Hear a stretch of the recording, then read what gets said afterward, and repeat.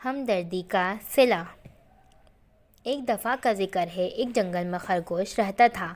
اس کے نیک دل کے چرچے دوسرے جنگلوں میں بھی تھے۔ اس نے جنگل میں ہر کسی کے ساتھ ہمدردی کر کے دشمنوں کو بھی اپنا دوست بنایا تھا۔ ایک دن وہ اپنے مخصوص انداز میں ٹہلتا ہوا جا رہا تھا کہ اس نے چھوٹے بچے کی رونے کی آواز سنی۔ وہ فوراً رک گیا۔ آواز سے وہ چھوٹا انسانی بچہ معلوم ہوتا تھا۔ وہ دوڑتا ہوا آواز کی صف بڑھا۔ جب وہ آواز کے قریب پہنچا تو ایک بہت ہی عجیب سا منظر اس کے انتظار کر رہا تھا۔ 6 سے 8 سال کا انسانی بچہ درخت پر چڑھا ہوا تھا اور زور زور سے چلا رہا تھا، اور نیچے ایک خونخوار چیتا بے چینی سے ٹہل رہا تھا۔ چیتا ٹہلنے کے بعد سکون سے وہاں بیٹھ گیا۔ اس چیتے کا وہاں سے اٹھنے کا کوئی ارادہ ہی نہیں تھا۔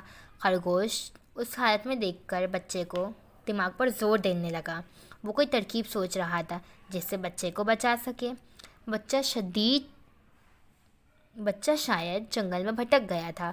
اچانک اس کے ذہن میں ایک ترکیب آئی۔ وہ درخت کے پیچھے سے نکلا اور بولا، کیا جنگلی بلی تم یہاں ہو؟ میں نے سنا ہے جنگل میں نئے انتخابات ہو رہے ہیں۔ سارے شیر، چیتے، بڑے بڑے جانور وہاں جمع ہیں۔ لگتا ہے تمہیں جنگل کا بادشاہ بننے کی خواہش ہی نہیں ہے۔ چیتے نے کہا، انتخابات؟ کیا؟ خرگوش کہتا ہے، ارے میاں، تمہیں شکار کرنے سے فرصت ہو تو تب تم خرگوش کی بات سنو نا۔ خرگوش کی بات سن کر چیتے نے کہا، انتخابات کہاں ہو رہے ہیں؟ خرگوش نے کہا، یہ تو مجھے معلوم نہیں، میں نے تو بس آلو میاں کو کہتے سنا تھا، لومڑی بی کو بتاتے ہوئے کہ جنگل میں انتخابات ہو رہے ہیں۔ چیتے نے حیرت سے آنکھیں پھیلائیں اور ایک خونی نظر لٹکے ہوئے بچے پر ڈالی اور بھاگتا ہوا نظروں سے اجھل ہو گیا۔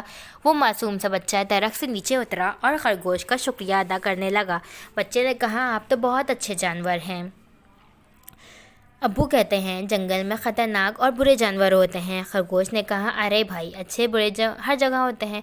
جیسے انسانوں میں برے لوگ بھی ہوتے ہیں، وہاں اچھے بھی ہوتے ہیں تاکہ برائی کو مٹا سکیں، اسی طرح جنگل میں بھی ایسا ہی ہوتا ہے۔ بچے نے کہا، بہت بہت شکریہ خرگوش بھیا، میں آپ کے بارے میں اپنے ابو کو بتاؤں گا۔ اگلے دن خرگوش اپنے 2 چھوٹے بچوں کے ساتھ ندی کے کنارے کھیل رہا تھا۔ اچانک سے درختوں کے پیچھے سے وہی چیتا غرراتا ہوا نمودار ہو گیا جس سے بچے کو خرگوش نے بچایا تھا۔ خرگوش ویسے تو بہت پھرتیلا جانور تھا، لیکن اپنے بچوں کے ساتھ وہ بے بس تھا۔ وہ بھاگ نہیں سکتا تھا، پیچھے ندی تھی اور آگے خونخوار چیتا۔ چیتا بولا، تم نے مجھے انسانی بچے کی وجہ سے دھوکہ دیا تھا، تمہارے بچوں کو کھا جاؤں گا۔ چیتا غرراتا ہوا آگے بڑھا ہی تھا کہ اچانک ایک دھماکے کی آواز آئی اور ایک گولی ہوا کو چیرتی ہوئی سیدھا چیتے کے سینے میں لگی۔ خرگوش نے دیکھا کہ آدمی ہاتھ میں بندوق لیے کھڑا تھا اور ساتھ وہی بچہ کھڑا تھا۔